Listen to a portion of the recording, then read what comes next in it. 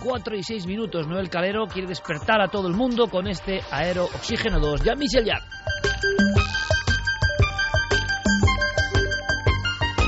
Una música que es arqueología y es cosmos al mismo tiempo y que parece que adelanta ya ese mundo futuro, ese mundo de píxeles, ese mundo computerizado en el que ya vivimos. Siempre me lo cuenta nuestro querido amigo Nacho Ares, que viene después, Jean-Michel Jarre y su encuentro ovni. Claro, es que si no, no pueden salir estas músicas.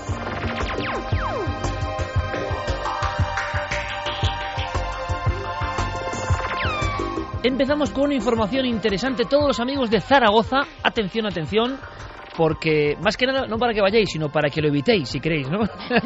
No, hombre, para todos los amigos de Zaragoza que quieran ir, de Zaragoza y del resto de España y del resto del mundo. Que vaya quien quiera, porque es entrada libre. Vas a estar dando una charla, bueno, es más que nada una conversación con los amigos, ¿no? Sí, en este caso con Maricruz Soriano. Va a ser el día 10 de abril a las 6:30 de la tarde en el Hotel Centro, que está en la calle Coso 86 de Zaragoza.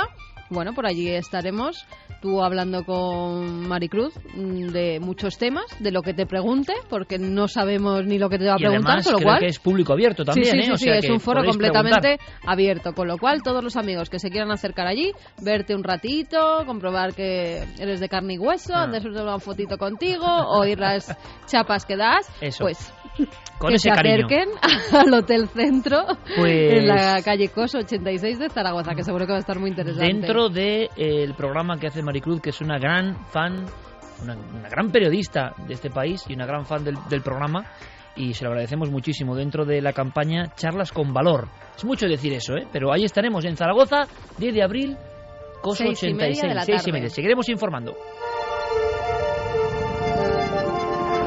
Y teníamos, pues bueno, retazos de un montón. Vamos muy rápido con mensajes porque enseguida nos metemos con una historia tremenda, un testimonio que nos trae Javier Pérez Campos. Mira, Sombra Norteste nos dice: yo cuando vi el gore por primera vez me afectó mucho. Hoy en día, después de años, ya no siento nada y me preocupa. Day Sanz, coincido con Iker, por ejemplo, en Puerto Rico se puso muy de moda grabar las agresiones entre menores en las escuelas y ahora es distinto. Antes se grababa el evento, ahora se provoca el evento para grabarlo. Es un gran hermano que en lugar de un solo ojo tiene miles. Madre mía. Gonzalo Sáenz dice: hace 2 semanas en Vitoria alguien grabó que una mujer se había suicidado ahorcándose de una ventana de un hotel de Vitoria a tan solo 3 o 4 metros en una habitación contigua y se pasó por WhatsApp. Me enteré que llegó al hermano pequeño de un chico de Vitoria también que se suicidó hace 3 meses. Bueno, ahí estaba Javier precisamente hace horas.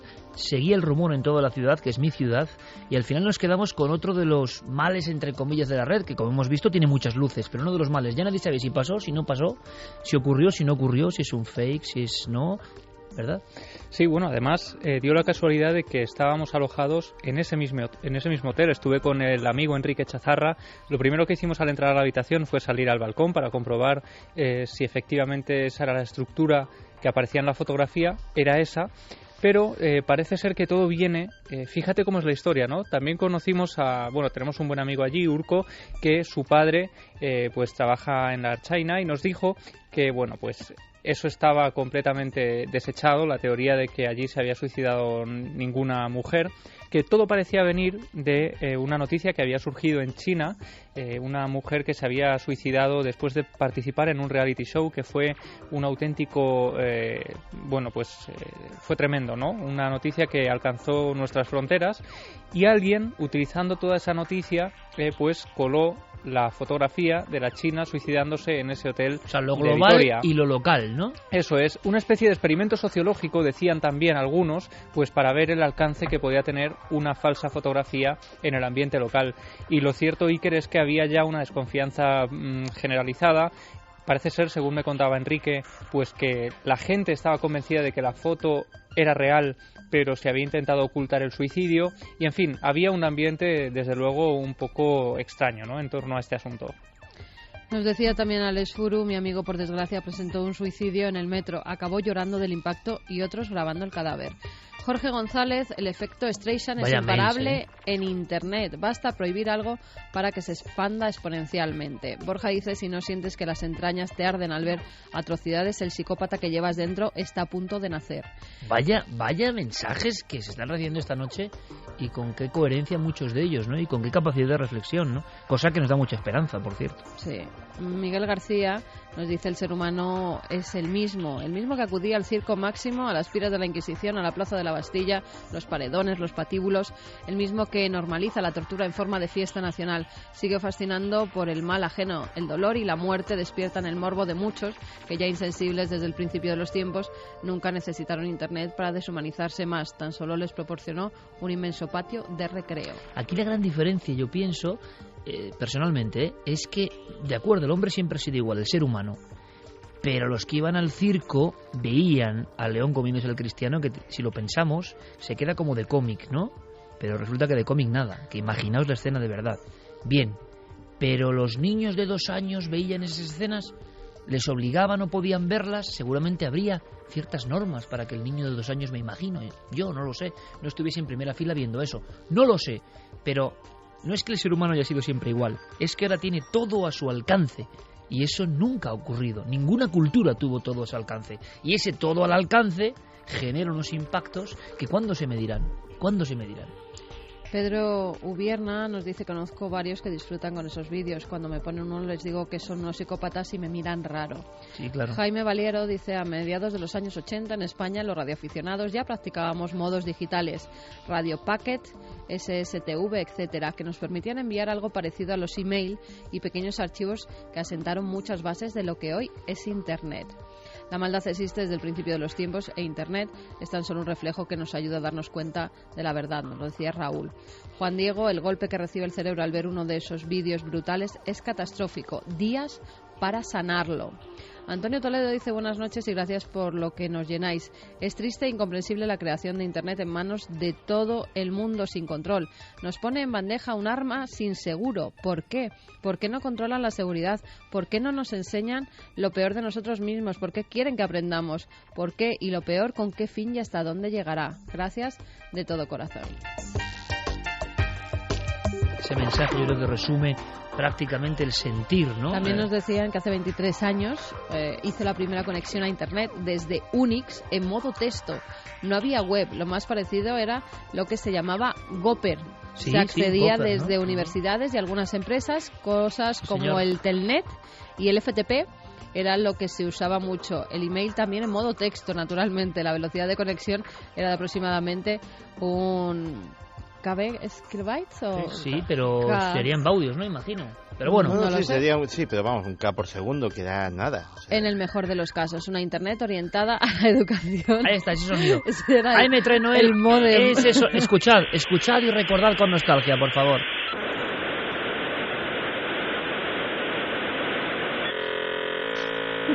Y esto era lo más moderno hace nada. En fin, Y ahí el no vértigo, Y ahí no te conectaba. Ahí no conectaba, nunca. Dice que era una Internet orientada a la educación y el aprendizaje, más colaborativa y con más concepto de comunidad de usuarios que se ayudaban entre sí. Nos lo decía Hasta Álvaro que Canteiro. se abrió de una forma definitiva y bueno, ya hay un poco de todo. Como decía un día Santiago Camacho, hablando de la sexualidad, ha variado la sexualidad, la forma de relación, las formas de afectividad, las formas de la moda, las formas de los arquetipos de qué es lo in y lo que está ya fuera de consumo, lo que es ser el más moderno, lo que hay que imitar, absolutamente A todo. Santi le decían que la forma de tener hijos no ha variado Internet. Es que ha dicho antes. no, pero la que ha forma, variado créeme hasta que la forma de tener educarlos hijos. sí. Exactamente. Sí. Bueno, Y que nos estamos volviendo mayores por tocar el tema de Internet tan catastrofista. no, porque hemos puesto también la luz, ¿no? La luz en el otro lado. No, supongo que a lo que eso fíjate, lo estaba comentando yo con Fermín hace un momento en la terraza. Que es que claro, a estas alturas hablar de si Internet es bueno o malo es como hablar de si el clima es bueno o malo. Es que está ahí. El clima, pues cuando hace sol y cuando te lleva un tornado, pues mala suerte, amigo. Pero ya es tan parte del mundo, algo tan inamovible y tan... Para los más jóvenes de nuestra audiencia es algo con lo que nacieron claro. y que está ahí de por sí. Claro. Es tan natural como la luz del sol y tan omnipresente como esta. Y seguramente ese oyente tendrá razón y habrá un cambio generacional fuerte. Ahora, yo por ejemplo creo, puedo equivocarme, ¿no?, pero que la mayoría de personas que disfrutan de ese hedonismo, de todo eso, de ese lado macabro que hemos contado, pues seguramente es un ejemplo de egoísmo. No creo que por ejemplo tengan descendencia y piensen así. Es decir, solo el egoísmo de pensar en uno mismo puede hacerte llevar por los impulsos más primarios, ¿no? Pero también lo que dice Santiago es verdad. Está así. Yo pienso, sin embargo, de verdad, que hay alguien que lo pensó, que había alguien o unos cuantos que sabían que esto iba a pasar, y eso me parece inquietante. Veremos qué ocurre.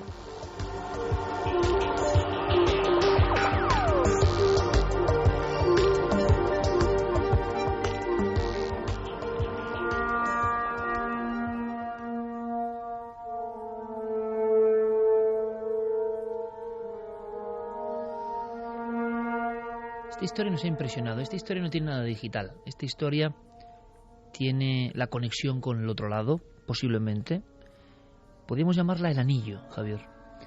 Sí, podríamos llamarla el anillo o el mensaje, porque se trata de una extraña visita de alguien que viene de un lugar imposible para traer un mensaje, para señalar un lugar. En este caso, Iker, vamos a conocer la historia de Juan Carlos, una persona que por su profesión está constantemente ligada a la muerte. Él trabaja en una importante aseguradora en el departamento de fallecimientos. Sin embargo, él nunca había mirado la muerte desde la perspectiva en que la vio en el año 2004. En aquel verano, en el verano del 2004, su abuelo falleció, una persona muy importante para él, una persona que antes de morir, durante esa larga enfermedad que él estaba pasando, dejó un mensaje a la familia que tenía que cumplirse una vez que él no estuviera. Si quieres, vamos a escuchar a Juan Carlos contándonos cómo empieza esta historia. Mi abuelo tenía el mismo nombre que tenía mi hermano, tiene las mismas iniciales, y él decía que cuando él falleciera, el anillo que él tenía se lo iba a pasar, o sea, se lo iba a heredar a mi hermano, que tenía las mismas iniciales. Falleció mi abuelo, el anillo no aparecía por ningún sitio. ¿Qué es lo que pasó? Que estando yo una madrugada, estaba durmiendo yo, a eso de las 4 de la mañana, estaba en casa de mis padres, donde vivía todavía. Escucho como si quisieran abrir el pomo de la puerta. Son ruido de un intento de abrir el pomo de la puerta. Me levanto, miro, salgo a mi cuarto, a un pasillo de la casa, miro por un lado, miro para otro, no había absolutamente nadie.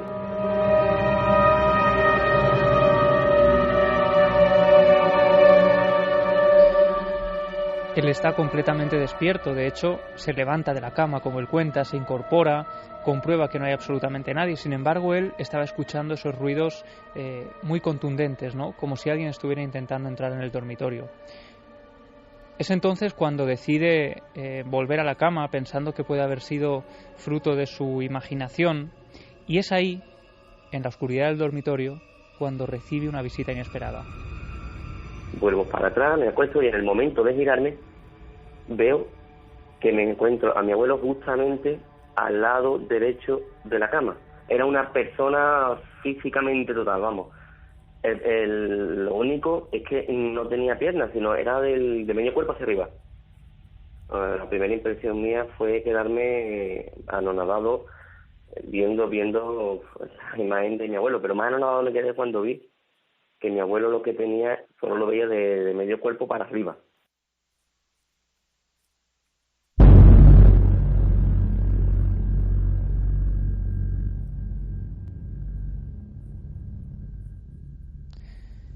Juan Carlos se queda paralizado ante esa imagen, ante una imagen que él describe como muy chocante, ¿no?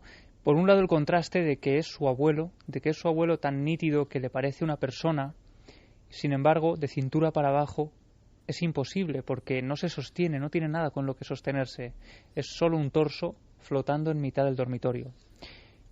Y cuando cree que esa escena no puede ser peor, ocurre algo insospechado, y es que el anciano, que había sido enterrado unas semanas antes, empieza a hablar. Empieza a hablarme la voz, su misma voz, moviendo los labios y demás, y me empieza a comentar de que el anillo que se estaba buscando, que iba para mi hermano heredado, lo tenía mi abuela en una chaqueta suya en su casa. Claro, yo lo cogí, cuando reaccioné un poco me eché para atrás, porque digo, vamos, será un sueño, me volví a girarme otra vez y no, vamos, había desaparecido completamente.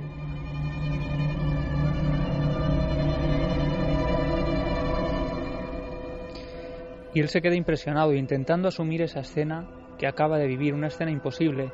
Cree que puede haberse tratado de un sueño, porque que eso ocurra es absolutamente imposible.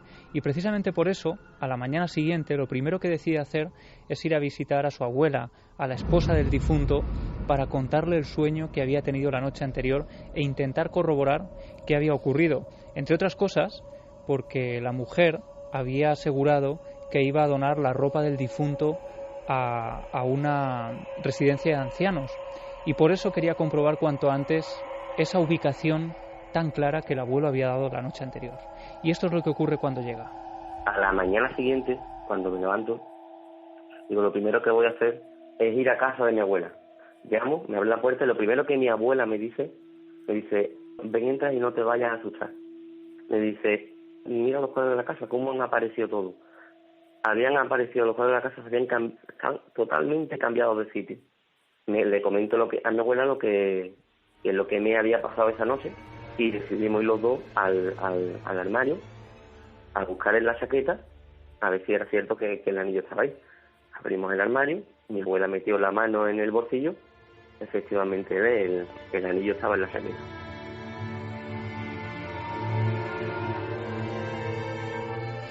Y es entonces Iker cuando él asume que lo que ha vivido la noche anterior no fue un sueño, asume incluso ciertas ideas que hasta ese momento no se había planteado, como la existencia de la vida después de la muerte. Hasta ese punto le marca esa vivencia que llega a plantearse todo ese tipo de cosas. Y cuando lo cuenta con su entorno, con sus familiares, todos quedan asombrados al ver que no solo se ha tratado de una visión que podría ser incluso causada por el dolor, ¿no?, de la pérdida, sino que además ese anciano que solo aparecía de cintura para arriba, había dejado un mensaje, la ubicación del anillo que tenía que heredar el hermano de este testigo.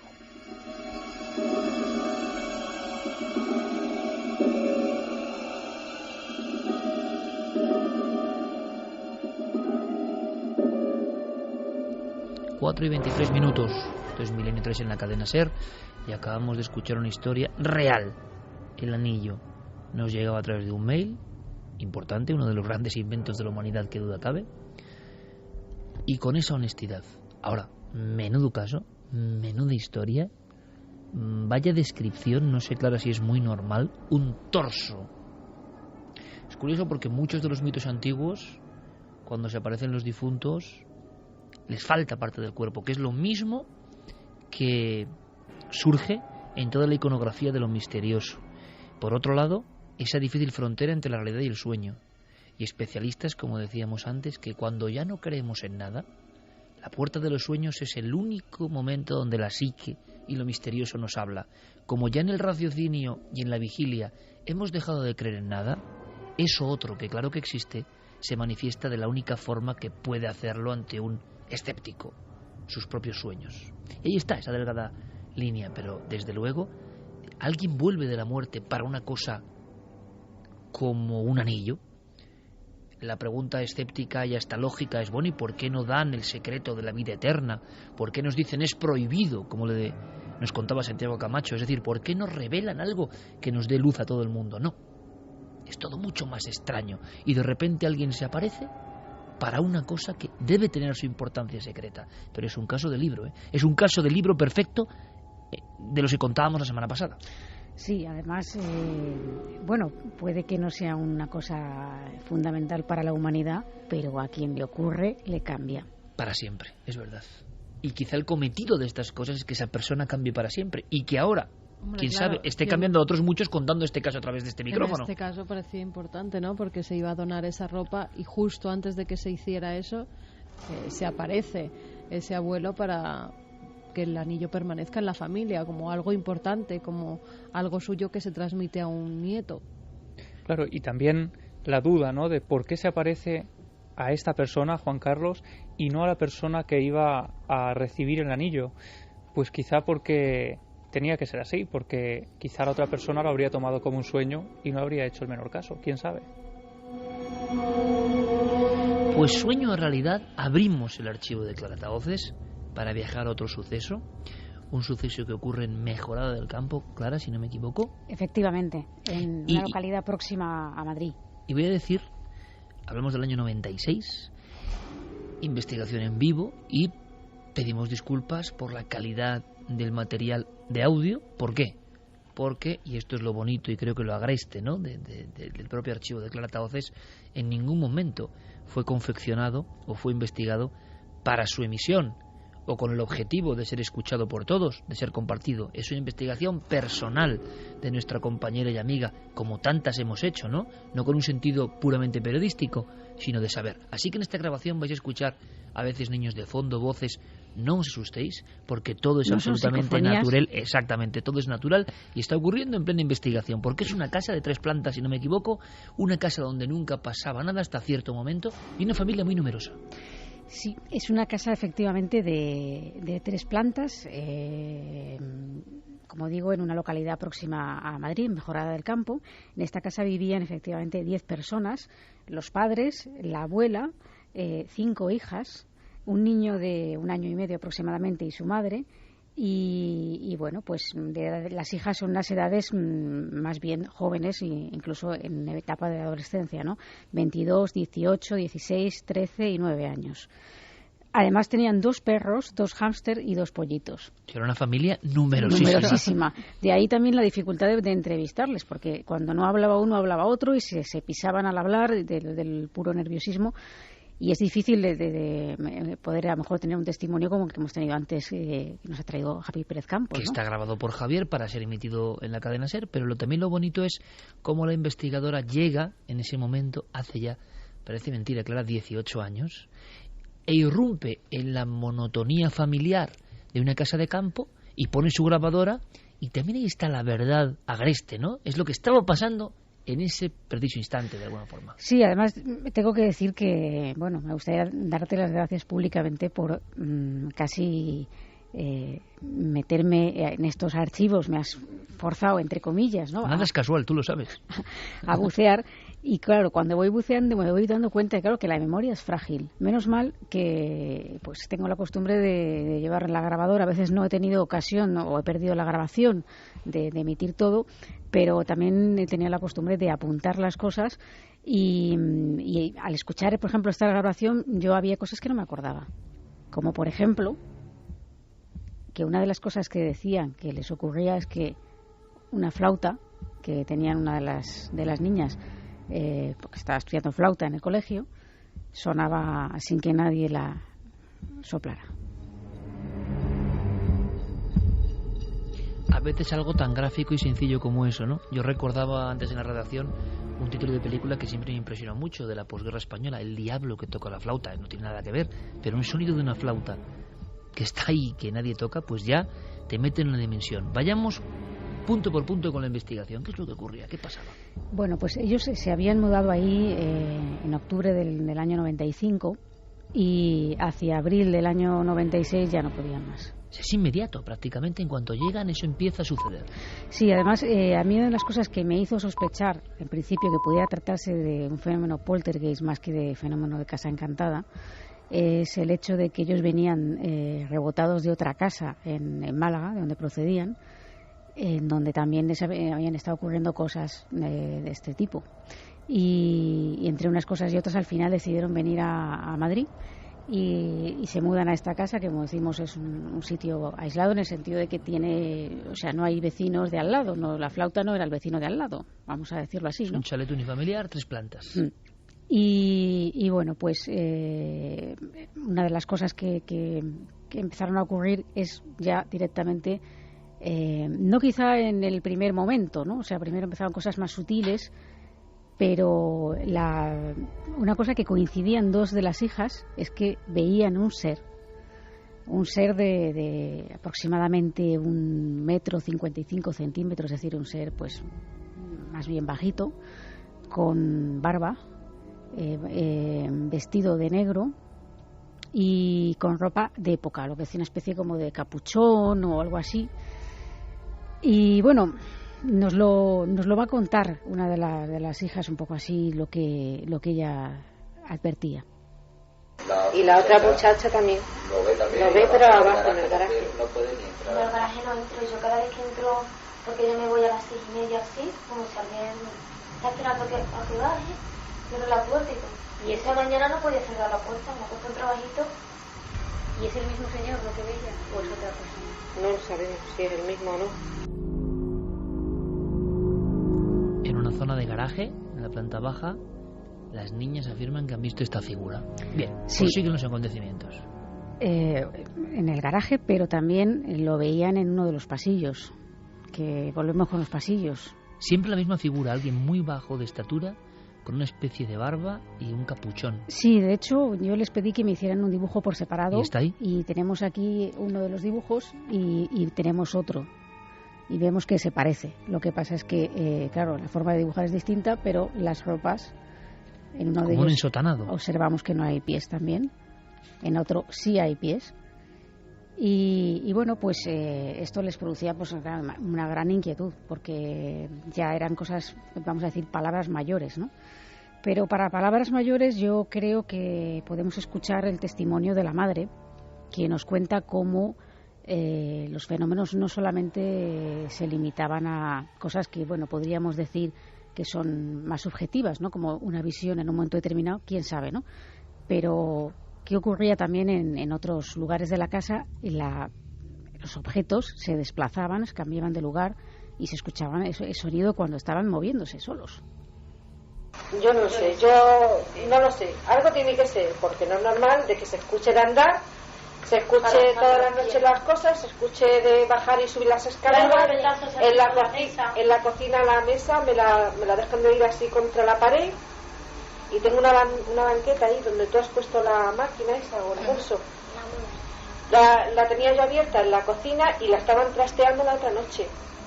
Perras aquí, yo no sé, las perras no ladran. Ahora sí ladran, tengo la negra, que esa no ladraba para nada y no para esa boca de ladrar. No para esa boca de ladrar. Lo que estamos viendo es una panoplia amplia de diferentes fenómenos que la han tomado con una familia, que imagino que la angustia se percibía cuando estabas allí. Ellos sí estaban angustiados porque, sin ir más lejos, la noche anterior a estar yo ahí, les había ocurrido precisamente lo de una especie de visión de estas siluetas, ¿no? Y bueno, pues estaban ya un poco alterados. Toda la familia lo compartía, claro, es decir, nadie dudaba del fenómeno, nadie quedaba al margen. Había una persona que quedaba al margen hasta ese momento que había quedado, que era la abuela. Pero no porque ella no percibiera cosas, sino porque se había intentado que mantener al margen, porque era una persona muy mayor. Y entonces habían intentado que ella no fuera, por lo menos partícipe de esos temores que tenían. Lo que pasa es que cuando la abuela toma conciencia de lo que está pasando, pues resulta que ella dice, pues es que a mí también me han pasado cosas. Entre otras, por ejemplo, que estaba en una de las habitaciones, ella estaba en la planta, digamos, superior, en la de arriba, y estaba el dormitorio de los padres, el dormitorio de la abuela y la cocina. Y en un momento determinado quisieron entrar en la habitación de la abuela y no podían. Como si alguien hubiera cerrado o atrancado la puerta, no había posibilidad de abrirla. Y hasta que no desistieron en su empeño, la puerta no se abrió. Cosa que había pasado también con una de las hijas. En el dormitorio de la hija tenía yo les pregunté que si eran religiosos, si tenían imágenes de este estilo, religiosas. Y al hilo de eso me decía que una noche, pues que estaba en la habitación, que ella sí que tenía una imagen religiosa en la habitación, el padre también intentó entrar para preguntarle algo y vio que no podía acceder a la habitación. No estaba cerrada con llave, no estaba cerrada con un pestillo, no estaba cerrada de ninguna manera. Y hasta que el padre no desistió, esa puerta no se pudo abrir. Otro fenómeno que nos suena, ¿no?, de los fenómenos, valga la redundancia, que tienen que ver con estas manifestaciones tan raras, ¿no?, y que no entendemos si pertenecen a la mente humana desatada o algo que ocurrió allí o algo que se mantiene allí, es lo de los olores. Sí, es lo de los olores. Ahí en muchos de estos lugares ocurre que los testigos experimentan diferentes olores. A veces son olores, pues por ejemplo, a flores, a rosas. Otras veces son olores desagradables, generalmente asociados cuando hay fenómenos que tienden a asustar y a generar intranquilidad. Y son olores que aparecen de manera súbita y no hay nadie en la habitación y de repente se nota un olor incluso a podrido o un olor fuerte, desagradable, como a cañería. Y es una cosa que tan pronto como viene se va sin que se sepa el origen, ¿no? No haya nada que provoque ese olor.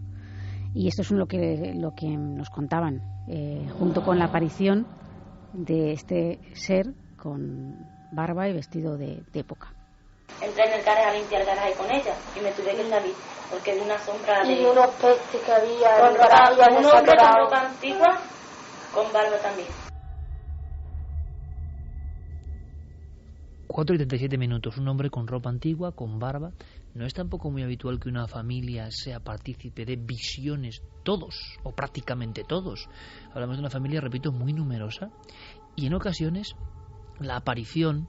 Estoy recordando un caso que tú tuviste que reinvestigar, Javier, el gran clásico, el polémico clásico de Amityville.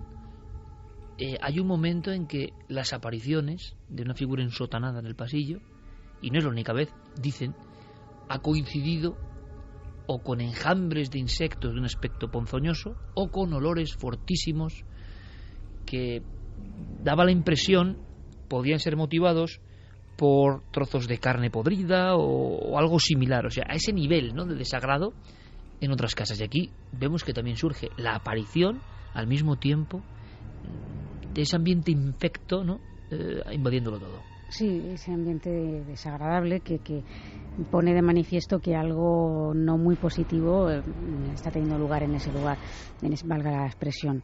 Lo curioso es que eran fenómenos bastante variados. Como yo digo al principio, yo pensé que se trataba de algún fenómeno tipo poltergeist, porque al ser una familia tan numerosa, con hijas en edades adolescentes, en edades difíciles, una de ellas sonámbula, que es una de las que precisamente tenía esa visión, una de las visiones de esa persona, ¿no?, de esa figura extraña con barba.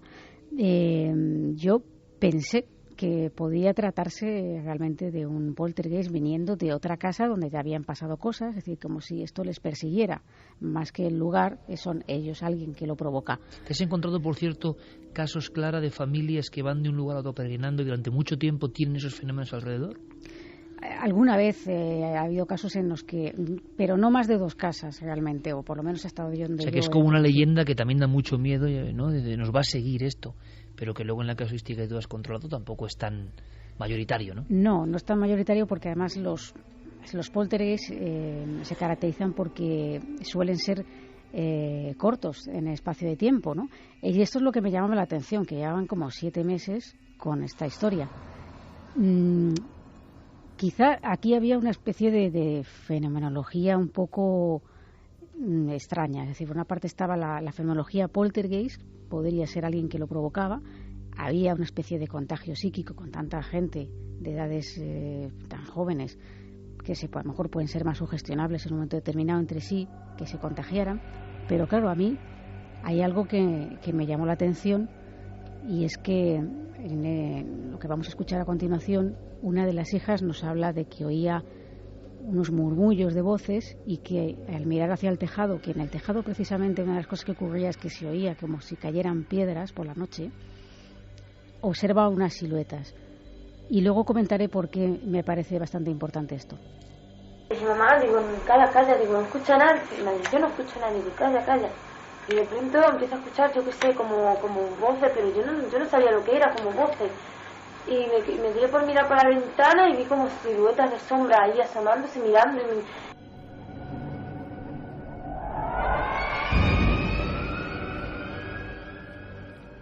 Claro, esto es algo que a mí me llamó la atención. Yo llegué a este caso, estamos hablando de unos años, si tú lo recordarás bien, en donde había un boom televisivo, programas en los que se hacían eco de todos estos fenómenos, de todos estos casos, de manera bastante despectiva. Y bueno, pues esta familia, como hemos visto, con cierta desesperación llama a un programa de televisión de una cadena muy conocida y acuden allí, hacen un reportaje, hacen lo que hacían en aquella época, que es tomar las declaraciones y luego reírse de ellos, básicamente. Los bellos años 90 en la divulgación del misterio. Pero les dejan con el problema. Entonces es a raíz de eso que se entera la abuela de lo que está pasando, que la abuela se la había mantenido al margen, y claro, con la abuela se enteran los vecinos, sus vecinos más próximos.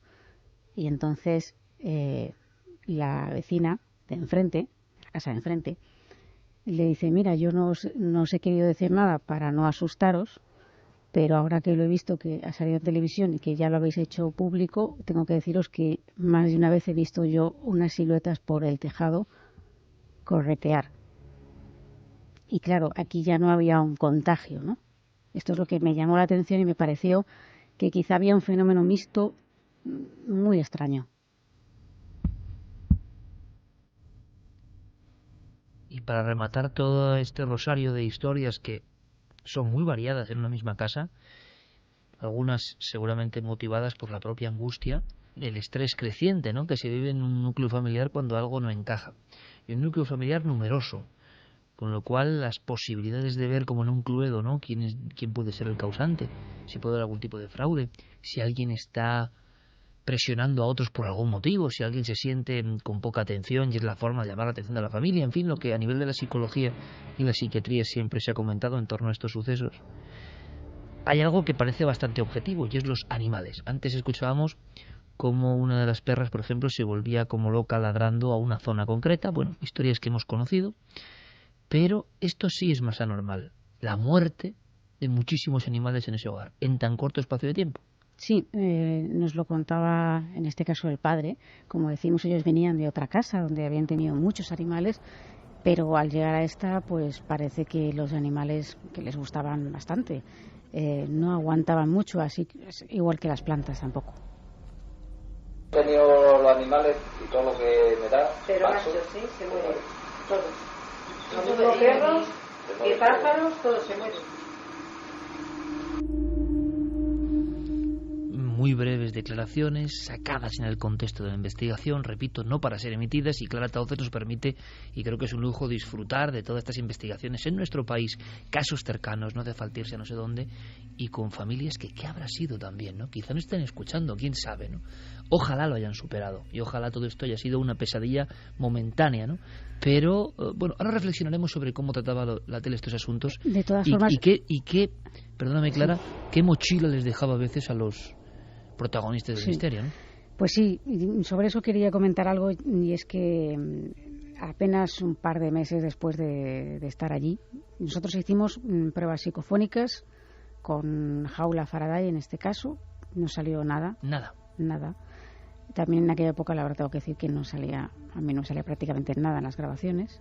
Hicimos fotografías, tampoco se detectó nada extraño, pero no aguantaron la presión y apenas 2 meses después de estar allí me comunicaron que se marchaban de la casa.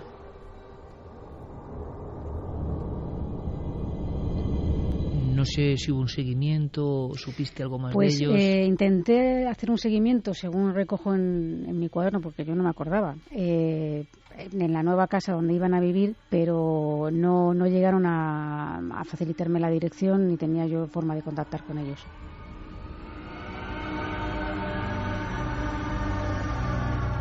Una de tantas historias, ¿no?, que además lo ha dicho Clara muy bien, potenciada negativamente en este caso por los medios de información, Santi, Javi, Carmen, Clara, es decir, aún hay personas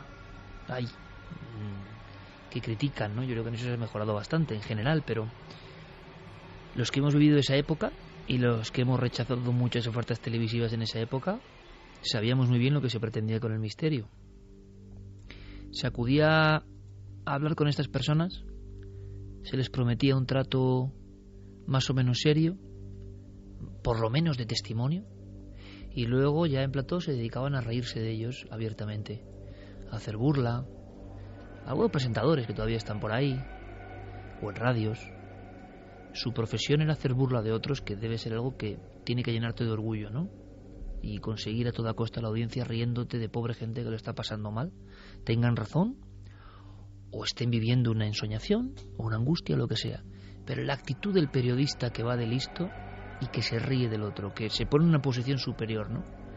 A mí lo que me sorprende es, bueno, muchos no han sobrevivido, ¿no? Muchos de estos a nivel del trabajo me refiero, porque la televisión también tiene sus normas y sus leyes y va variando, pero hay que esforzarse mucho para empezar a variar cuando todo está a la contra. Por fortuna muchos jóvenes, algunos que pueden pensar, incluso de nuestro programa, uy, qué exagerados son, o no tratan bien el misterio y tal. Cómo me gustaría que teletransportasen en el tiempo y que vieran lo que fue la década de las televisiones privadas cuando llegaron estos programas a reírse del misterio y lo que significaba de estigma para estas personas. Ya no es lo que estaban viviendo, sino que luego venía el listo de turno, porque siempre es el listo de turno. Las personas de la televisión se han creído siempre y nos hemos creído quizá muy listos y vamos allí a darles nuestro consejo momentáneo y luego a reírnos a posteriori siempre, porque no fue un caso ni fueron dos. Hubo muchas familias que realmente se vieron lapidadas televisivamente solo con el objetivo de ganar la audiencia, y yo no sé si luego con el doble objetivo de reírse de estos temas y que a ver quién se atreve luego a contarlo. Es decir, si tú ves que de 3 o 4 familias se han reído a viva voz en programas de máxima audiencia, ¿qué familia que lo está viviendo va a pedir hielo a un periodista? Pues bueno, pues te fías más del brujo Morgan o de no sé quién, que por lo menos no va a salir en televisión, y igual sale trasquilado de la misma forma, ¿no? Evidentemente. Pero el daño que hizo, porque he sentido mucho lo que has comentado, una familia, ¿no? Con su verdad, que está viviendo eso. Llegaba el reportero de turno y aquello era la muerte.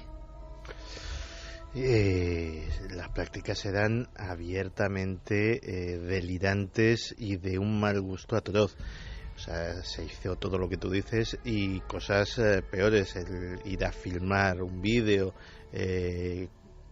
presentándote como un periodista interesado en el asunto, etcétera, etcétera, y luego variar los montajes de las entrevistas, variar los montajes de los reportajes para sacar de contexto determinadas frases, determinados testimonios, etcétera, etcétera, y que el testigo pareciese un personaje a medio camino entre lo ridículo y lo patético, que no lo era, pero todos sabemos que en una sala de montaje de televisión se pueden hacer prácticamente pero milagros. Siempre en el mismo sentido, ¿verdad, Santiago? Sí, sí. Y yo pensando, ¿era solo por la audiencia, por hacer la gracia? ¿O había un cometido, es un poco el mismo diálogo que hemos tenido antes con Internet, o había un cometido profundo, o es ser muy conspiranoico, en de verdad dejar esto a la altura de la basura durante mucho tiempo?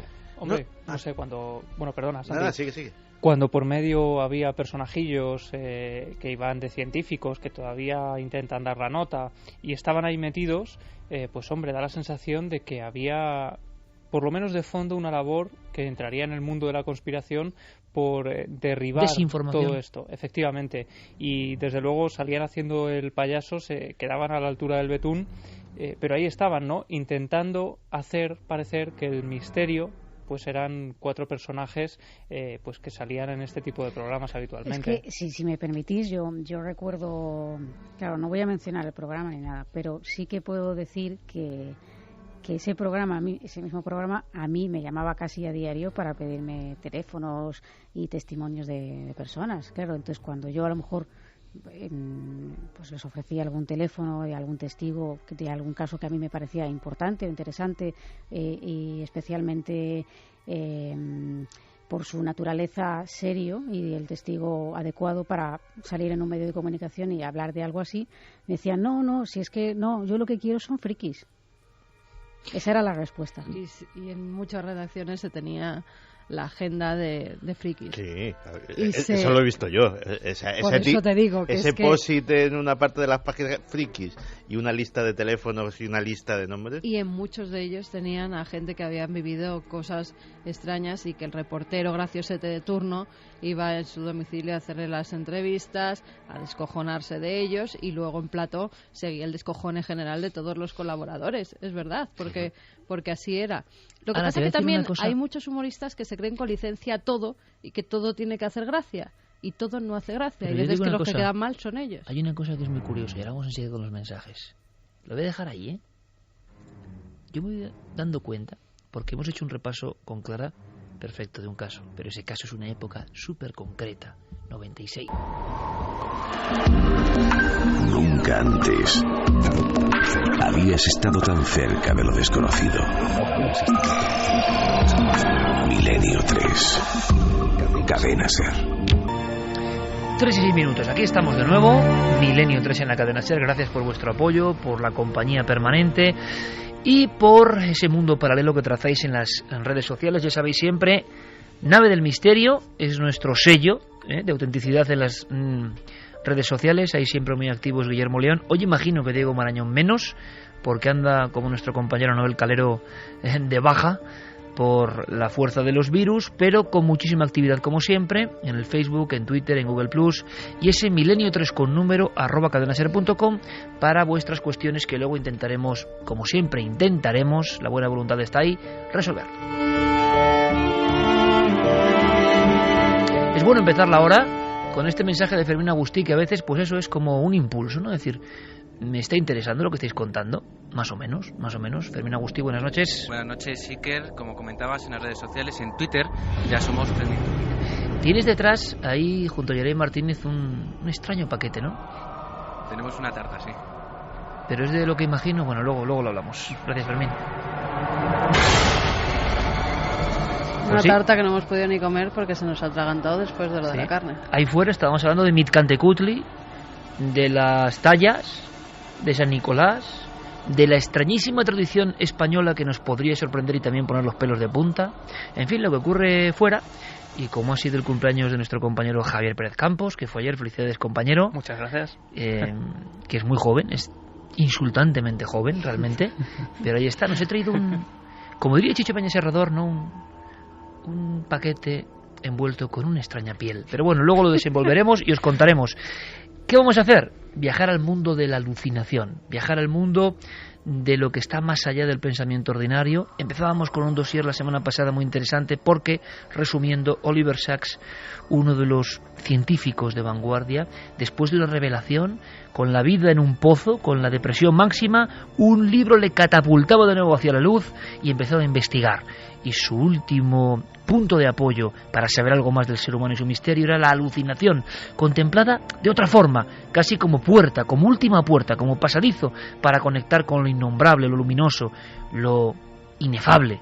Y queremos saber más. Así que en estos minutos breves, pero contundentes, abrimos la compuerta de ese mundo que puede sorprendernos en cualquier momento. Yo creo que nadie está a salvo de una alucinación. Pero hay algo más misterioso. Estábamos de acuerdo todos que al nominar eso como alucinación, lo estábamos colocando en la cuestión ordinaria de algo perfectamente explicable. Y ni el propio Oliver Sacks, como suele ocurrir cuando alguien se zambulle en un contenido, lo tiene tan claro. Continuemos con la labor de este sabio porque creo que nos puede sorprender. La semana pasada terminábamos el dossier con un tipo de alucinación muy impactante, las alucinaciones de duelo, gente que se enfrenta al dolor de la muerte, a la pérdida de un ser querido, en ocasiones relacionadas con los abortos, como había recogido el psiquiatra Christopher Beth, tanto en personas, en madres que habían perdido a sus hijos voluntaria o involuntariamente. Pero resulta que Oliver Sacks va más allá y recoge casos que han ocurrido a amigos directos. Ellos saben que él está investigando en este mundo de las alucinaciones y por eso hace unos años él recibe una carta de Marion Sí, una famosa psicoanalista muy amiga suya que acaba de perder a su marido y que le relata una experiencia que pone la piel de gallina. Si quieres, Iker, yo la he cogido directamente del libro y leo del extracto que él publica de esa carta. Ella dice: una noche volví a casa del trabajo y entré en este gran lugar vacío. A esa hora lo habitual era que Paul estuviera en su tablero de ajedrez electrónico reproduciendo la partida del New York Times. Su mesa no se veía desde el vestíbulo, pero él me saludó con su voz familiar. «Hola, ¿ya has vuelto?» Su voz sonó clara, fuerte y real, al igual que cuando estaba vivo. La oí y luego lo vi. Vi la expresión de su cara, vi cómo movía las piezas, vi cómo me saludaba. Esta parte fue parecida a un sueño, como si hubiera una foto o una película de un suceso, pero sus palabras eran vivas y reales.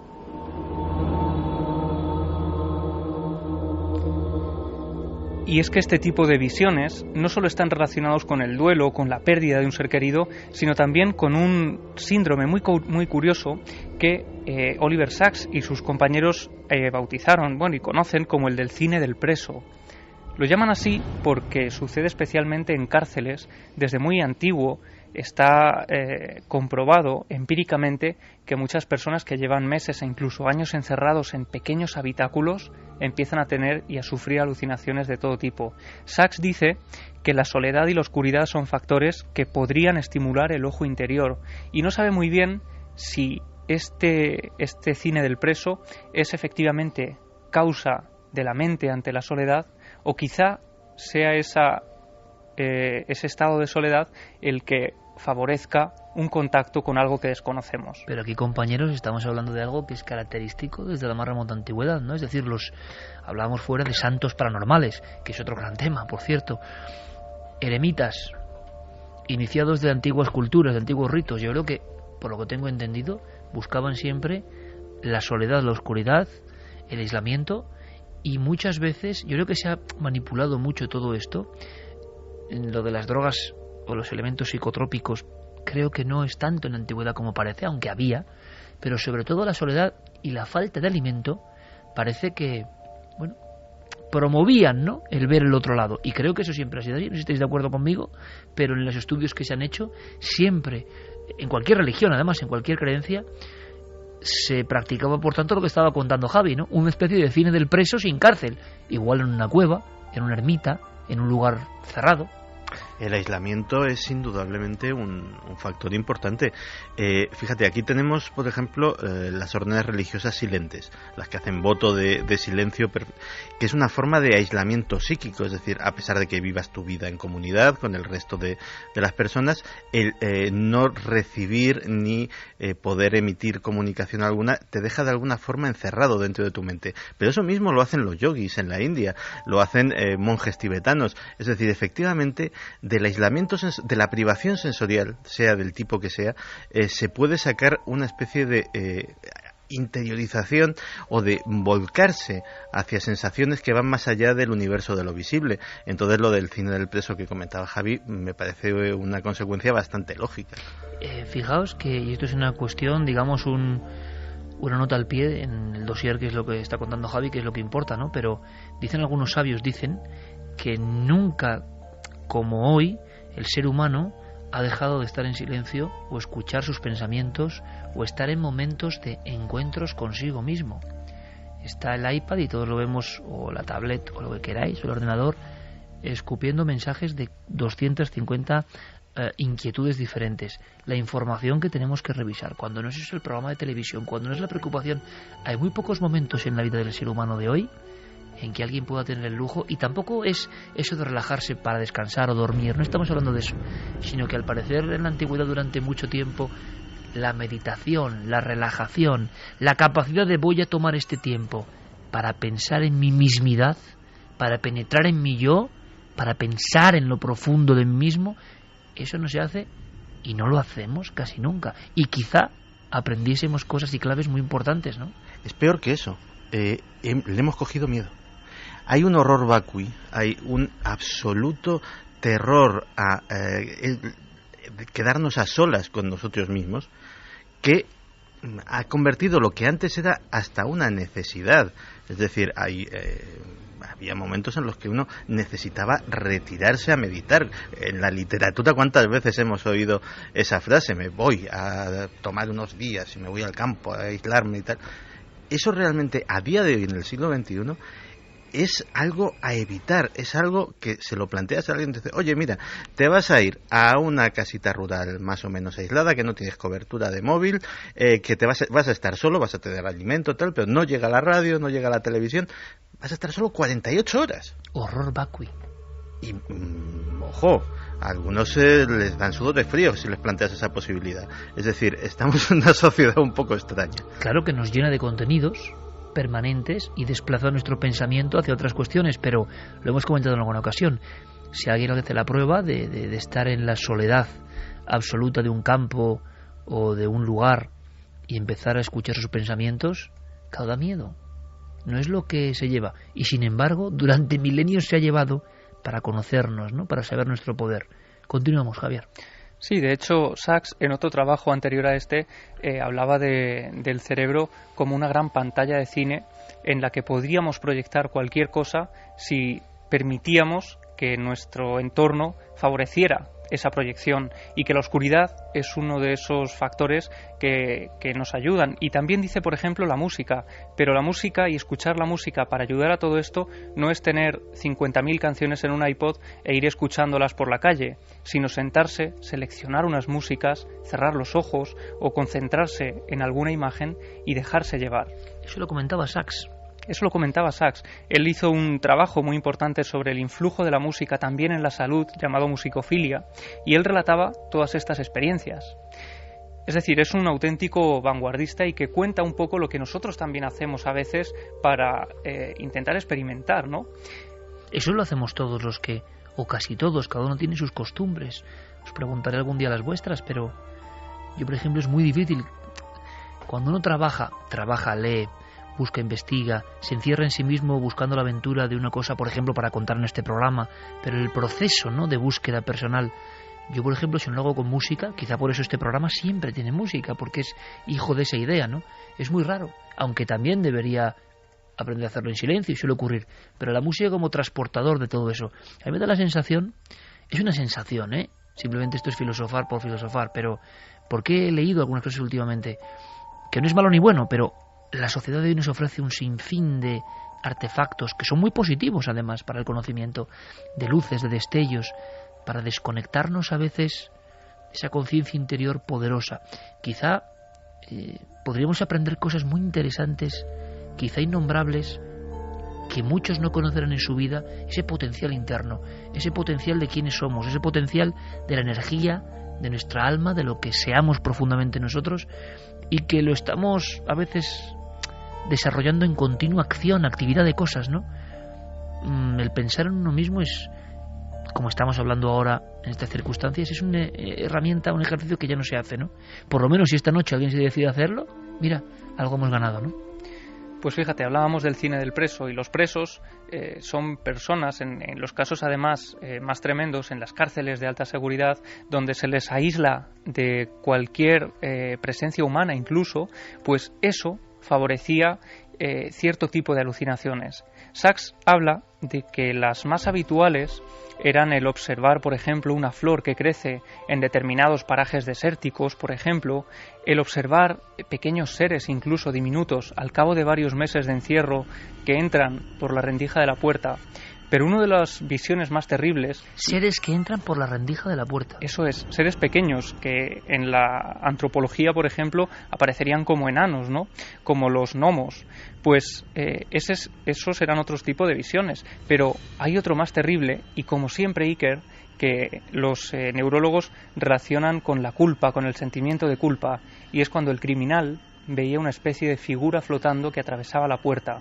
Cuando miraba que no tenía pies, iba subiendo poco a poco y descubría que el rostro ensangrentado era el de la víctima a la que habían quitado la vida.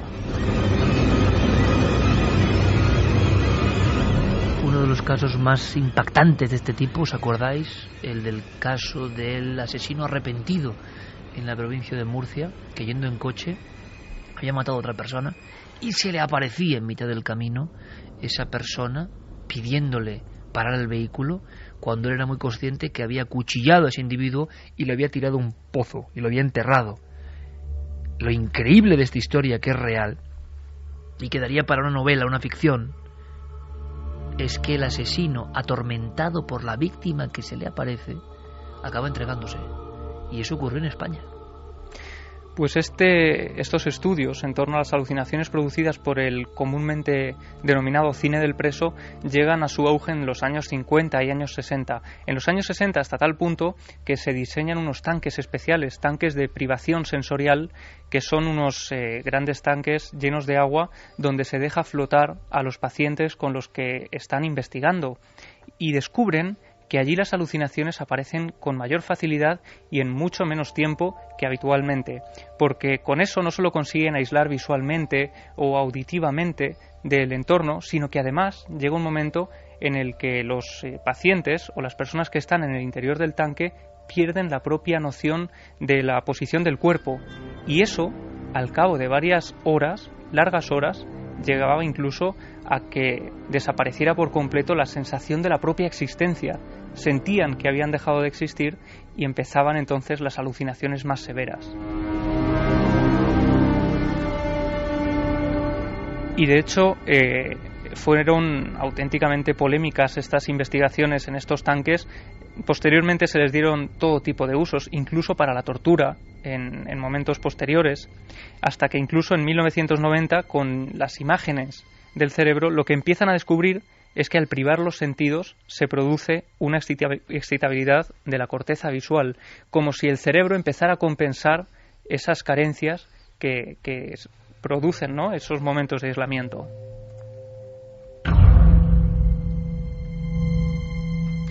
Pero Sachs continúa por el mundo de las alucinaciones visuales y habla de unas que son especialmente terroríficas y que producen una gran angustia en los testigos, que es la de verse a sí mismos, la de los doppelgangers, gente que está en los operatorios y que de pronto siente que sale del cuerpo, que es incapaz de regresar y se ve como si estuviera flotando desde el aire, y que son capaces, a veces incluso, de describir escenas a las que ellos no han asistido.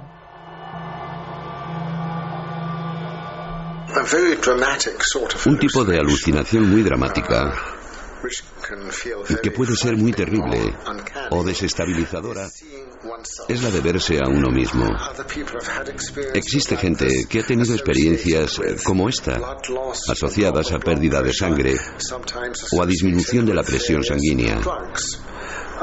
A veces también se ha asociado con los medicamentos. Una amiga mía tiene un recuerdo muy vivido de una experiencia extracorporal que tuvo hace más de 50 años. Estaba de parto y los dolores que estaba padeciendo eran muy severos. Tal y como se hacía en Inglaterra hace 50 años, le ofrecieron algo de heroína para el dolor. Consumió la heroína y mientras hacía efecto, le pareció salir de su cuerpo hasta una esquina superior de la sala de partos.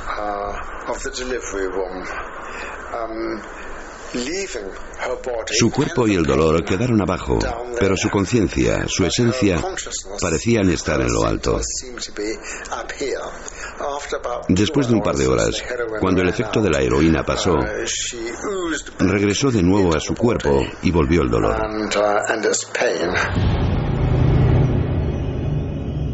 Es una visión repetida, ¿no?, y tomada a veces como desdoblamiento, pero también había visiones, si no me equivoco, compañeros, catalogadas de ver al doble, verlo directamente, por ejemplo, de frente avanzando hacia ti en una multitud, y esas sí que tienen que ser terroríficas.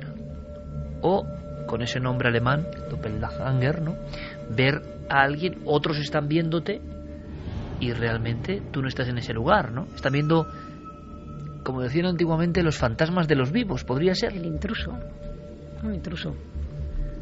Pues Oliver Sacks va también más allá y no solo se quedan las alucinaciones visuales, sino que investiga, por ejemplo, en las alucinaciones olfativas, los olores fantasmas que existen. ¿Olores fantasmas? Efectivamente, personas que por un golpe en la cabeza, por ejemplo, él dice que es muy fácil perder el sentido del olfato porque los tractos olfativos se encuentran muy cerca de la base del cráneo, y que un ligero golpe en la cabeza, pero en una zona muy concreta, puede hacer que pierdas para siempre ese sentido, ¿no? Y él habla de un paciente que por una fuerte herida en la cabeza, una gran herida, pierde el olfato. Dice que su vida es muy pobre, como una vida gris, donde ya no puede oler absolutamente nada, y de repente un día, unos meses después, mientras él está preparando café, nota que el café llega a su nariz, como si lo estuviera oliendo. Totalmente alucinado y sorprendido, corre a por su pipa, a la que echa de menos, la enciende y descubre sorprendido que puede oler también la pipa. Sale a la calle, está oliendo absolutamente todo, así que, completamente emocionado, acude a ver al neurólogo, y cuando éste le hace las pruebas, se queda sorprendido porque no observa ningún signo de recuperación. Ha tenido una alucinación exacta. Eso ocurre, bueno, desde luego, pocos elementos como los olfativos para reconectar con momentos, ¿no? Era la famosa Magdalena de Proust, ¿no? Que decía que le reconectaba con la infancia. Claro, y si hacemos una encuesta con nuestros amigos oyentes ahora mismo, ¿cuántos olores de pronto uno hace ¡clas! Y está directamente a los 7 años? Pero no es un recuerdo, no es que te has teletransportado, ¿verdad? Y no se ha ocurrido lo de volver a oler una cosa de la infancia que igual habían transcurrido 30 años y tener la conciencia absolutamente fidedigna de que era lo mismo, o sea, que en alguna parte de tu cerebro está archivado eso que no se ha usado en 30 años y que reconecta, hay algo, o sea, ¿qué trayectos neuronales habrá ahí desconocidos? ¿Cuántas miles de sinapsis todavía activas para que tú, en cuanto huelas algo, directamente hiles? A mí me ha pasado hace poco eso con un jarabe. Con un jarabe concreto que yo tomé de niño y que al olerlo directamente, o sea, hay algo todavía en la captación de los sentidos y el cerebro que no entendemos del todo, ¿eh? O que nos parece prodigioso, ¿no?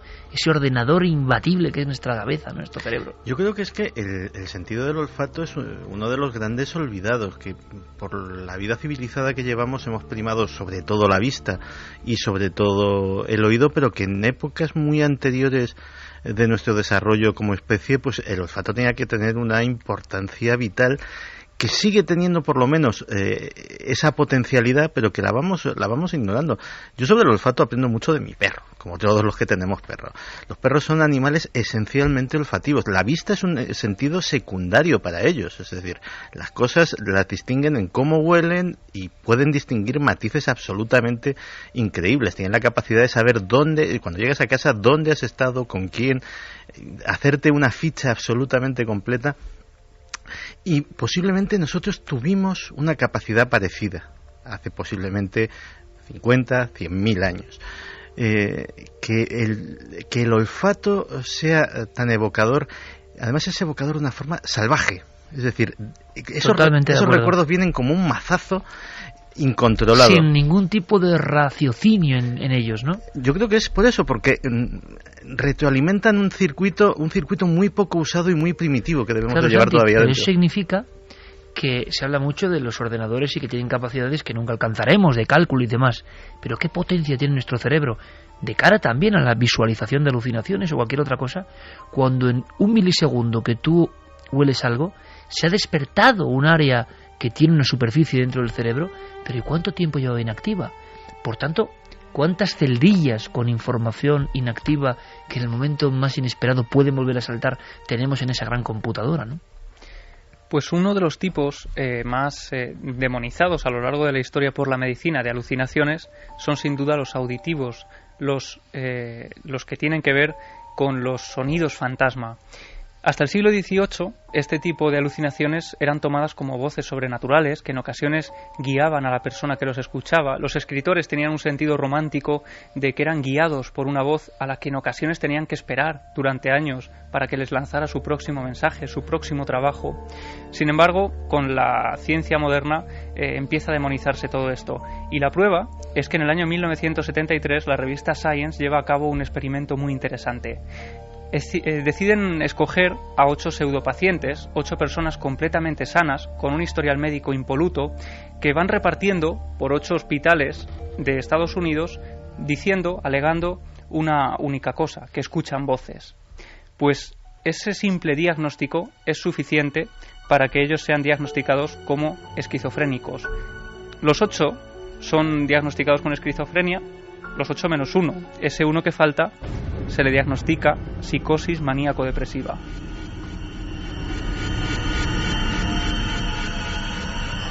Y dice Sachs que este experimento de la revista Science pone de manifiesto que la sociedad en general está corrompida por la creencia casi esquemática de que oír voces significa locura. Y de hecho el propio título del artículo es, yo creo que muy gráfico. Dice acerca de estar sano en un medio enfermo.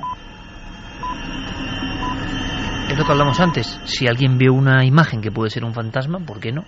Es alucinación. Se acabó el problema. Si alguien escucha una voz, es esquizofrenia. Se acabó el problema. Y evidentemente habrá un gran porcentaje de visiones que son alucinaciones generadas por el cerebro y habrá un gran porcentaje de voces que son causadas por la esquizofrenia. Pero estoy seguro también que hay casos que no es eso y que ningún médico, casi ninguno, se va a atrever a indagar de verdad. Por lo tanto, también quien sufre eso tiene mucho miedo a contarlo. Claro, con el tiempo además se ha ido radicalizando, pero en el siglo XIX todavía estaba todo aún en un limbo en el que no era ni una cosa ni la otra, y de hecho se llevaron a cabo algunos experimentos, algunos censos incluso, bautizados como alucinaciones de los cuerdos, Censo Internacional de Alucinaciones de los Cuerdos en Estado de Vigilia. Alucinaciones de los cuerdos. Eso es.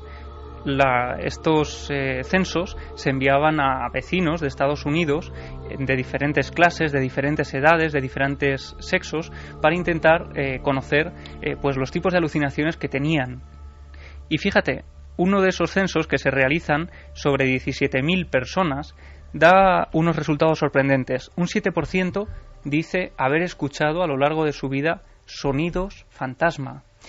De ese 7%, un alto número son voces cotidianas, en ocasiones que incluso dicen tu propio nombre, pero lo sorprendente es que un alto porcentaje está relacionado con voces que los testigos relacionan con lo sobrenatural y en ocasiones también con lo divino.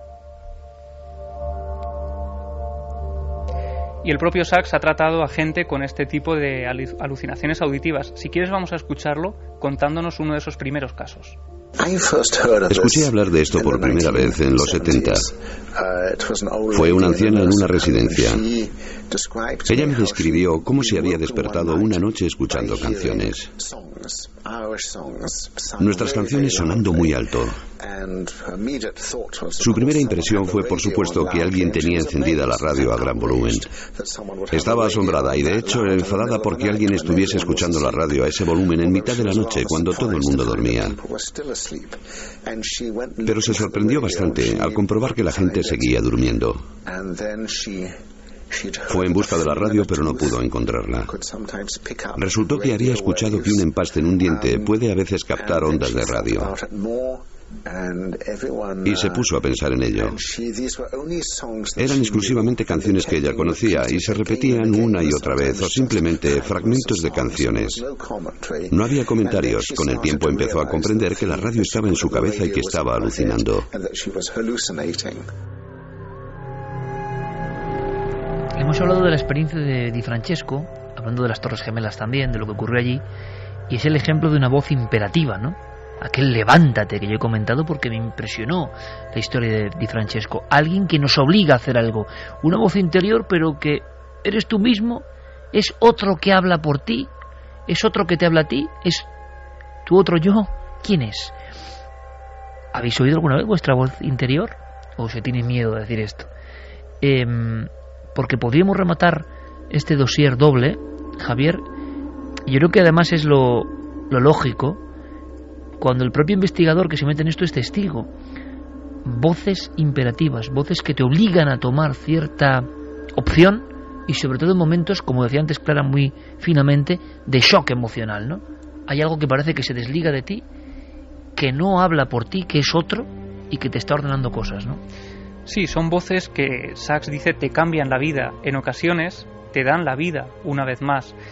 De hecho, él hablaba, por ejemplo, de los ataques extáticos, gente que en un momento determinado, en ocasiones siendo atea, sin tener ninguna preocupación por lo trascendente, escucha algo que durante unos segundos le supone una auténtica revelación y cambia para siempre su estructura de vida. Habla, por ejemplo, de un hombre que va en un autobús, sufre uno de estos ataques extáticos y durante unos segundos dice que llega a comprender tantas cosas que luego es incapaz de contarlas. Pero eso le convierte en un auténtico personaje religioso que se da, pues, empieza a creer en todo lo sobrenatural. Claro, es un momento de iluminación repentino, drástico, inesperado. Y que te cambia la vida. Y de hecho, él habla también de voces, como decíamos, que salvan vidas y que a él mismo le ha ocurrido. Si quieres, vamos a escuchar contándonos su experiencia de la voz de nuestro compañero Julio, pues explicándonos una de estas partes que aparecen en el libro donde él relata cómo una voz le salva la vida. En una ocasión en que estuve en peligro, mientras intentaba bajar una montaña con una grave lesión en la pierna, oí una voz interior que no se parecía en nada al balbuceo de mi habla interior. Me costó muchísimo cruzar un riachuelo con una rodilla dislocada. El esfuerzo me dejó aturdido, inmóvil durante unos minutos, y a continuación, una deliciosa candidez se apoderó de mí y pensé, ¿por qué no descanso aquí? ¿Y si me echo un sueñecito?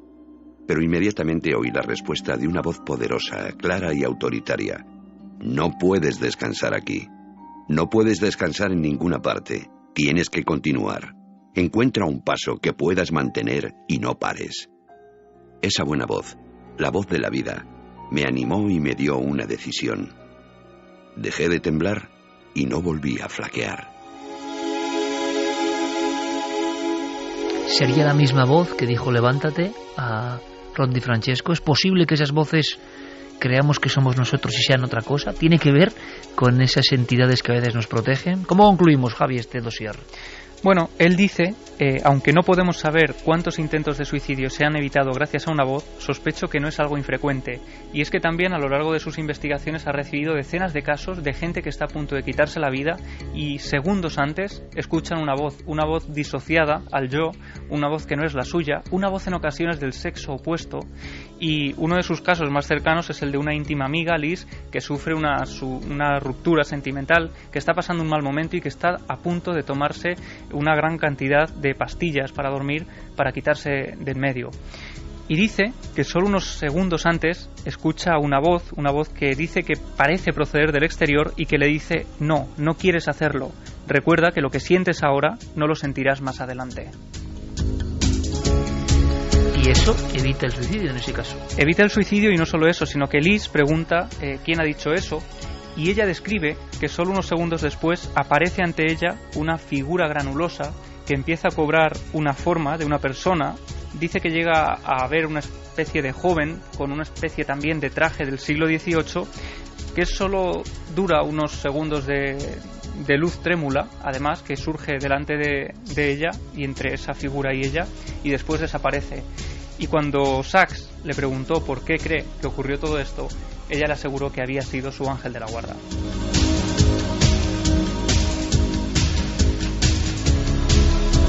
Hablaremos de estos personajes, porque desde luego están en la frontera de lo científico, lo religioso y lo paranormal, y creo que será un buen dossier.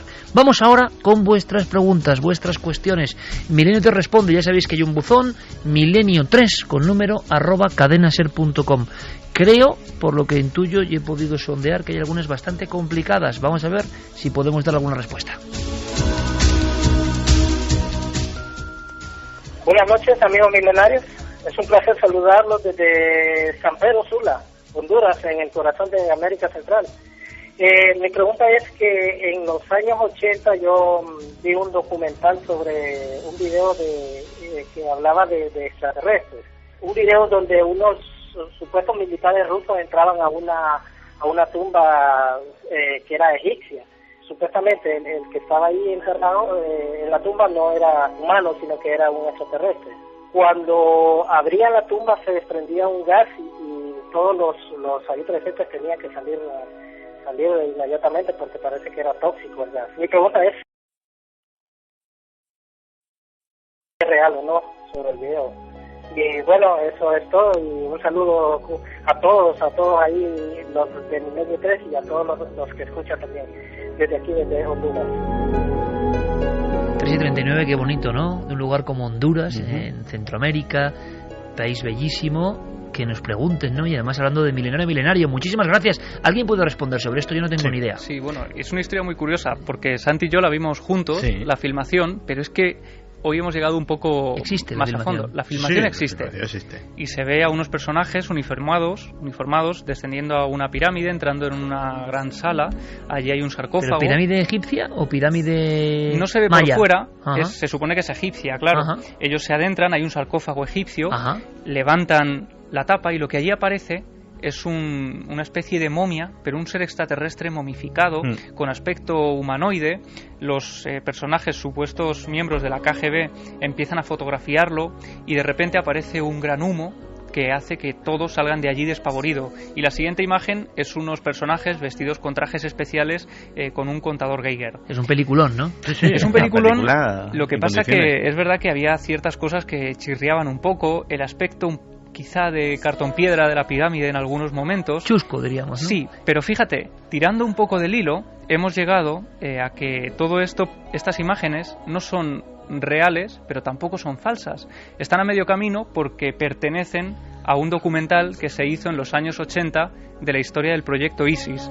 Lo que ocurre es que ahora alguien ha separado del documental esas imágenes, las ha vendido como una historia real, y entonces hay gente, hasta más de 20.000 personas que han visto el vídeo, que creen que esas son las imágenes reales de toda esta historia. Han sacado la recre por un lado. No, eso es que el documental sí era una recre.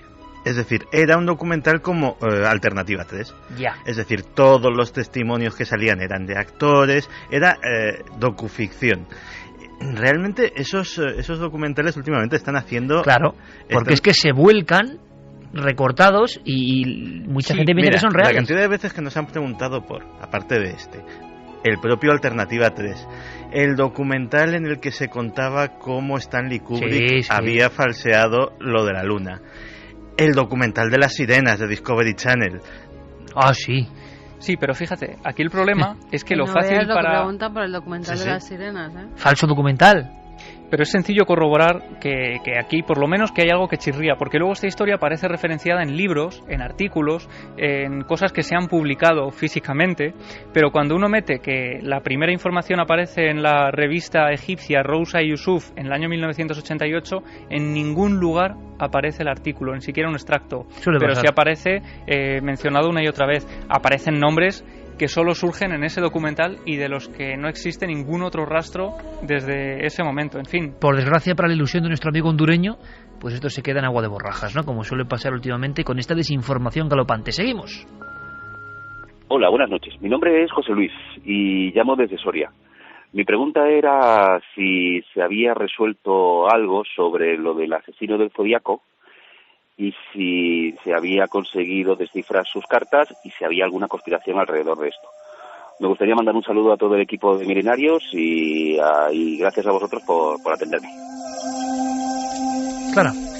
Bueno, pues sobre este caso no hay realmente mucha novedad. Sabemos que el asesino del Zodíaco cometió una serie de crímenes en el norte de California hace más de 40 años. Y bueno, pues nunca se le atrapó. Él mandaba una serie de cartas, a veces cifradas en clave, ¿no? que él pretendía que alguien descubriera, pero la verdad es que sí que se han hecho estudios un poco caligráficos y sobre todo grafológicos para conocer su personalidad, y ahí sí que hay mucha información. Pero ¿te llama la atención algo? ¿Tú precisamente como psicografóloga? Sí, a mí la escritura del asesino del Zodíaco es una de las escrituras que más me han llamado la atención en mi vida. Quizá al quien la vea pensará, bueno, pues parece una escritura hecha con mucha claridad y muy bien, muy redondita y muy bien y tal, ¿no? Pero es una escritura terroríficamente monótona, que en grafología esto es... como un robot. Exacto. Eso es alguien que controla tanto sus emociones que el día que esas emociones saltan tienen consecuencias impensables. Y quizá la novedad sí un poco, que es entre comillas, porque fue hace un par de años, salió publicado un libro que titulado El asesino del Zodíaco, la verdad silenciada, escrito por un policía retirado que sostenía en este libro que el criminal aún está vivo, que tendría más de 90 años y que si en su día no se le capturó fue porque hubo una especie de conspiración de silencio para que no se llegara a buen término, y que como esta investigación fue muy fallida y muy catastrófica, nadie quiso hacerse responsable de ello.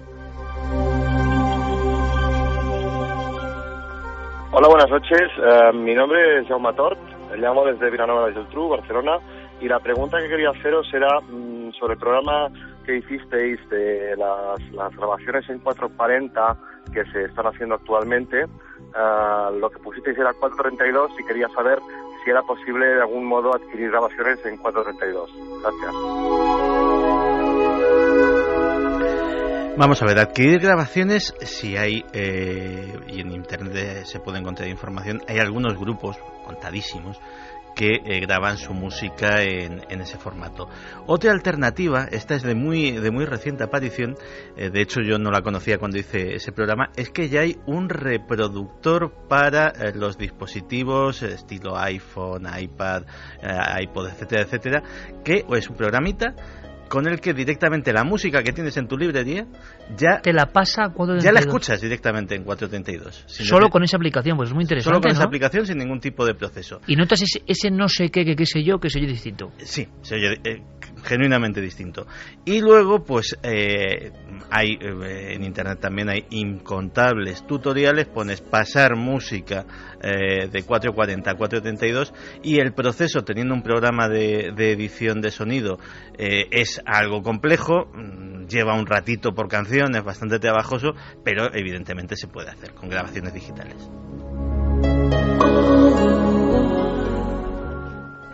Buenas madrugadas, soy Maite Caballero de Córdoba y me gustaría saber si hay algún dato nuevo que clarifique la relación entre José María Ruiz Martínez, el sastre que mató a su familia y que tenía taller en la calle Luna 16, y el envío de las cartas de humo que presuntamente se enviaban desde esta misma dirección. Muchas gracias.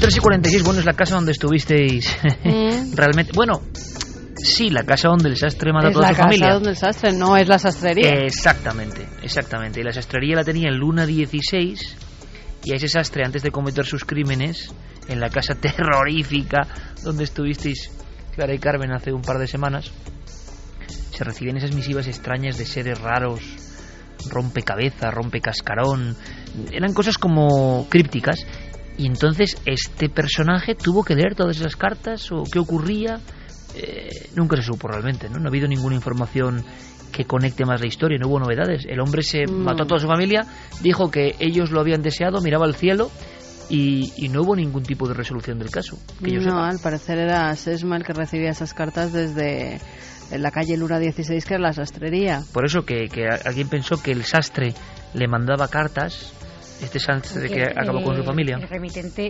era supuestamente el propio Sesma. Esto es curioso, me ha llevado, no tiene nada que ver, pero me acabo de acordar de una cosa que me llamó la atención en su día, y es que cuando el asesino de Lennon decide matarlo, él se registra, creo recordar, en una pensión, un hotel, y cuando le piden el nombre firma como John Lennon. Sí, son cosas muy raras. Son cosas de estas, dices que ya tendría algo en la cabeza, ¿no? Con una cierta obsesión. Es muy difícil de entender desde fuera, pero fueron unas cartas que circularon en torno a contactados, gente del mundo de los ovni, rarísimas, crípticas, un poco Zodiac también, y que luego Luna 16, y resulta que en Luna 16 había una sastrería, y ese sastre es la persona que aniquila a toda su familia en la casa de los crímenes, donde hay varios crímenes en diferentes épocas, y que mira al cielo sacando a sus hijos ensangrentados diciendo que ellos se lo ordenaban. Siempre se pensó que había habido una especie de manipulación mental o algo rarísimo, pero realmente no hemos sabido absolutamente nada. Vamos a saber algo, aunque sea rápidamente, de un personaje por el que nos habéis preguntado muchísimo después de sus intervenciones en Milenio 3. Sobre las presentaciones, porque no es sencillo observar a un presentador de informativos de amplísimo recorrido, la imagen serie del hombre de las noticias de las 3, hablando de misterios. Pero vamos a conocerle un poco más. Yo creo que merece mucho la pena. Buenas madrugadas. Identifíquese, por favor. David Fernández Cantero. David Cantero, nombre artístico. David Cantero, compañero, buenas noches. Buenas noches. ¿La que has liado? La que hemos liado. Ponte tú que eres un tío guapete, que no sé qué, tal. Joder, ya me la han quitado la idea, ¿no? Bueno, pues al parecer ahora les vamos a ofrecer una información que me van a pasar en este momento porque no la tengo, discúlpenme. Siempre soñé con que existiera un programa como Cuarto Milenio. ¿Perdona? Cámara 3. Les pedimos disculpas por ese error. Ya saben que pueden volver a ver los reportajes de Informe Semanal en nuestra página web. Me gusta Cuarto Milenio, me gusta lo que hace Iker y lo que hace todo su equipo. Que sepas que soy fan tuya mogollón. No sabes qué esperar. Esto es Informativos Telecinco, así comenzamos hoy. Impecable. ¿Eligió usted al misterio o el misterio le eligió a usted? Pues era inevitable el encuentro. ¿En qué ocasión lo ha sentido más cerca? Cuando era chiquitín, era niño y recorría los pasillos oscuros de las casas de mis abuelos, escuchando el programa Medianoche de Antonio José Alés, con mis dos hermanos pequeños a oscuras, aterrorizados, en medio del campo, pues ahí empezó todo. ¿Cuál es su enigma predilecto? A mí me fascina el fenómeno ovni. Llevo toda mi vida deseando tener un avistamiento, pero de los de verdad, como en encuentros en la tercera fase, algo así. Indíqueme un lugar mágico al que siempre querría volver. La estación de las Nuevas del Marqués, en Ávila. ¿Y uno al que jamás regresaría? Pues la verdad es que nunca se sabe ni a dónde hay que regresar, ni por qué, así que no digo que no regresaría. ¿Somos producto del azar y la evolución o hay algo más? Yo siempre quiero creer que hay algo más, siempre. ¿Qué hay más allá de la muerte? Pues yo supongo que ese algo más que quiero pensar que existe, pues no sé, otro estado. Sería muy triste y muy decepcionante que no hubiera nada, la verdad. ¿Teme la llegada de ese momento? Pues hombre, a veces sí, como todo el mundo, ¿no? Tengo miedo sobre todo que llegue a destiempo, ¿no? Que llegue cuando no tiene que llegar.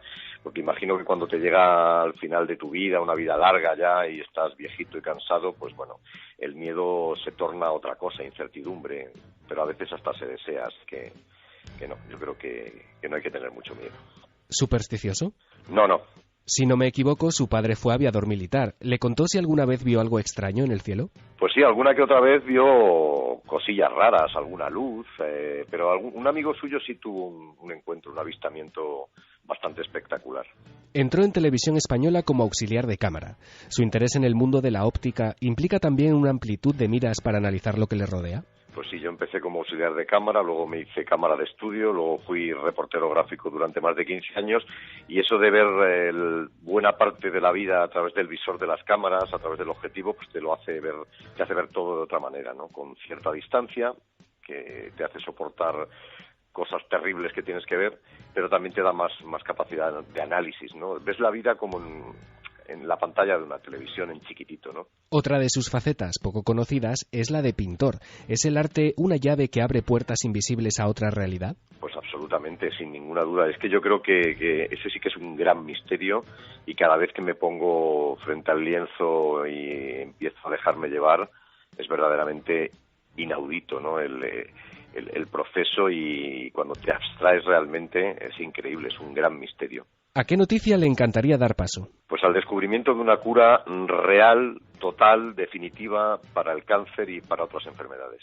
¿No cree que últimamente los informativos parecen ediciones extendidas de Mundo Insólito? Sin duda. Bueno, hay muchos más temas terroríficos en cualquier informativo de cualquier cadena que en cualquier programa dedicado al misterio, a lo paranormal, ¿no? Las noticias a mí sí que me dan miedo, hay noticias que me dan terror. Hay quien piensa que ver al señor de las noticias hablando de von Däniken o del programa Medianoche es un hito para el mundo del misterio. ¿Usted qué opina?